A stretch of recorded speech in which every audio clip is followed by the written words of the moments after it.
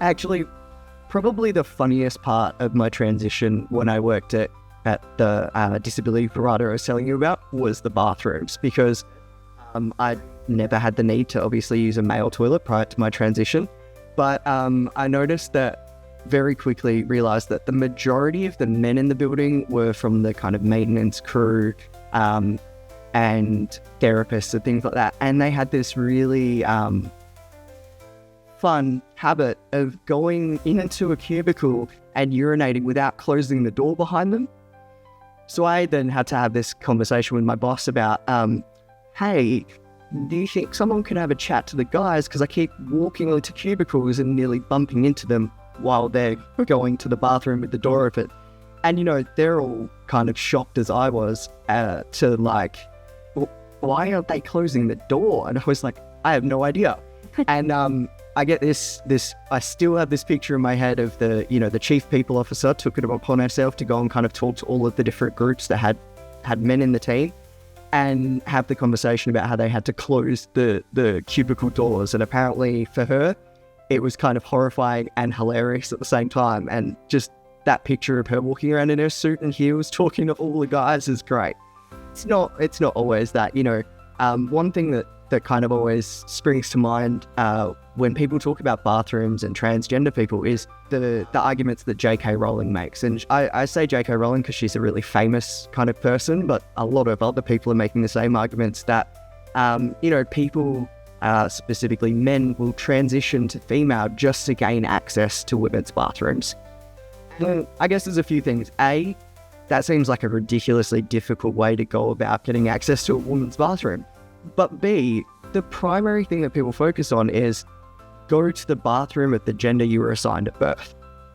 Okay, so you want trans women to put themselves at risk by going into a male bathroom, even though they might look completely female. That point aside, if you're really that scared for your safety and your children's safety in female bathrooms, do you want me walking into a female bathroom?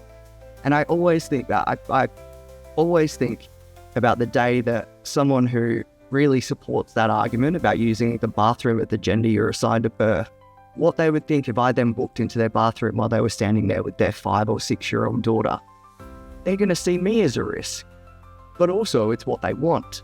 So, the bathroom debate is always a funny one to me because, I understand that there's this fear, although I think it's completely irrational because it's a very difficult way to go about it.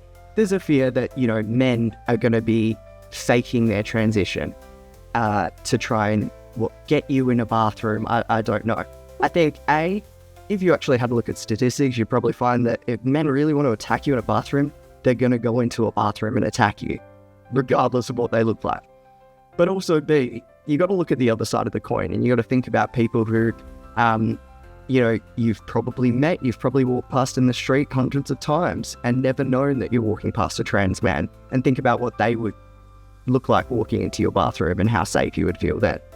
For me, I've had a few interesting experiences. Before I transitioned, when I was like 18, I actually got a lifetime ban from a nightclub for using the female toilets. Before I transitioned, when I was living my life as female, if you don't feel safe going into a men's toilet, or if you don't feel safe going into a women's toilet, use the accessible toilet. And this has come up even in my workplace at the moment. Wacos office is in a building that's owned by a different company, and I raised the fact that there's no bins in the men's toilets. So if anyone is ever in need of menstrual supplies or anything like that, they have to put them in their pocket and walk back into their office to dispose of them. When I raised that with the building management, they said, oh, no, it'd be too expensive to provide bins in the men's toilets because we'd have to do it on every floor. I mean, for me, it's not an issue. But I don't know if there's other trans people in the building who might need access to that. And if I've noticed, they've definitely noticed. So what their advice was, oh, just use the accessible toilet. That has a bin. And I said back to them, okay, that's a solution. But what if someone in a wheelchair needs the bathroom and I'm in there for no good reason? I don't need to use that accessible bathroom for any legitimate reason apart from the fact that you don't want to spend money on bins. I just never got a response to that email, so I still don't know. That was like 6 months ago. We'll see. Maybe we'll get bins one day.